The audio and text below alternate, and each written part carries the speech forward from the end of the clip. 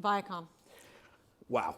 I've been very 30 public. seconds on Viacom. Not Seriously, possible. You not got 45 possible. minutes? Yeah, right.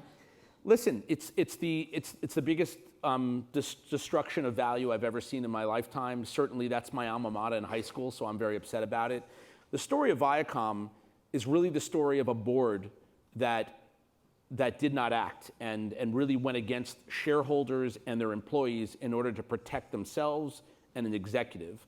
Now that Philippe Dauman is out, You're saying that Philippe Dauman should have been out earlier? 10 years of destruction, $400 million in compensation, $72 million to leave, and someone who didn't understand a creative culture nor technology in a time where there is no company on earth other than Disney, which is very well run, which is more susceptible to the changing media environment and habits of youth culture than what was MTV Networks and Viacom. Right now you have a studio that's really ailing. I think it could be fixed. Someone like a Giannopoulos or someone who could come in there and stabilize that studio and bring in a good creative executive, and then maybe take in some outside money for co-production.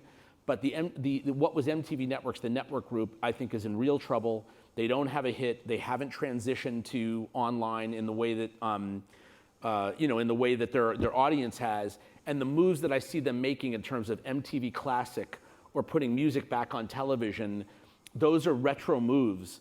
And no brand is totally elastic. And when you call something MTV Classic, MTV is about left of center. It's about the moment. And there's a moment in this country right now and around the world where you're seeing social and political upheaval.